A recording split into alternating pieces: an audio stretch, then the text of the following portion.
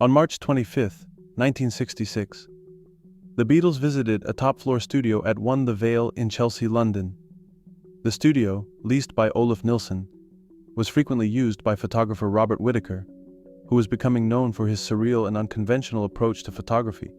That day, the Beatles took part in interviews with several international journalists. Among them were Senor Lengyel from Brazil, Bramda from India, who discussed sitar music with George Harrison, and Tom Lodge, a DJ from Radio Caroline. Lodge's interview was later released as a promotional flexi-disc titled Sounds of the Stars, included in an issue of Disc and Music Echo, a music magazine co-owned by the band's manager, Brian Epstein. Earlier that same day, the band posed for a conventional photo session with Nigel Dixon of the Beatles book. Wearing light turtlenecks and dark jackets, these portraits became their standard promotional images for 1966. But the real story of that day unfolded when Robert Whitaker stepped behind the camera. Whitaker had a very different vision for the session. Influenced by the surrealist works of Hans Bellmer and Merit Oppenheim, he wasn't interested in producing standard publicity material. Instead, he planned a 3-part visual piece, titled A Somnambulant Adventure, intended to serve as a commentary on the mythologizing of the Beatles and the artificiality of fame. What followed was one of the most controversial photo shoots in music history. In one of the central images, the Beatles wore butcher's coats and were draped with raw meat, doll parts, glass eyes, and false teeth. It was grotesque, jarring, and completely unexpected.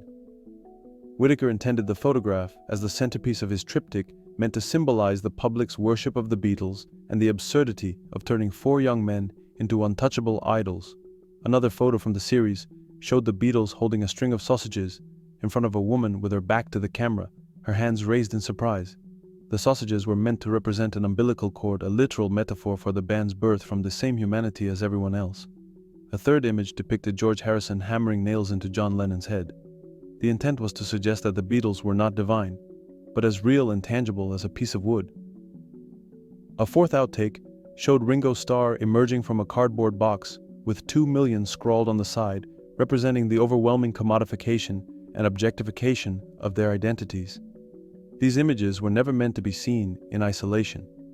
Whitaker's plan was to retouch the photos, surround the Beatles' heads with jeweled halos, and frame the images in gold, mimicking the appearance of Russian religious icons.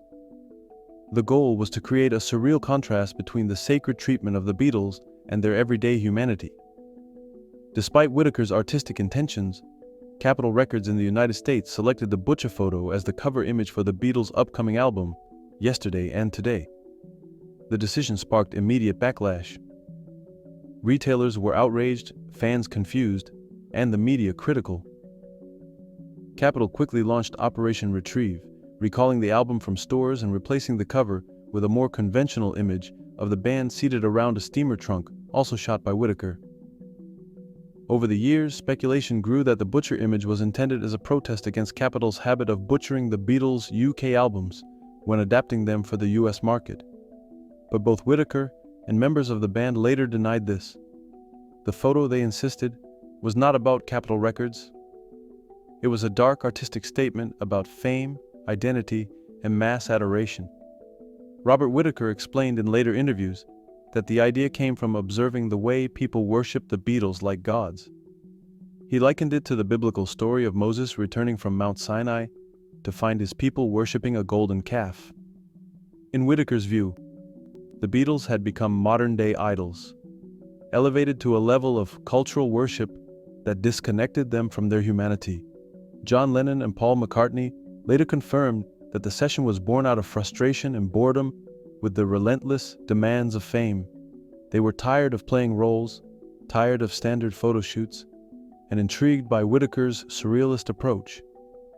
Whitaker had hoped to finish the triptych as a fully realized art piece complete with gold backgrounds, religious iconography, and added layers of symbolism. But the project was never completed.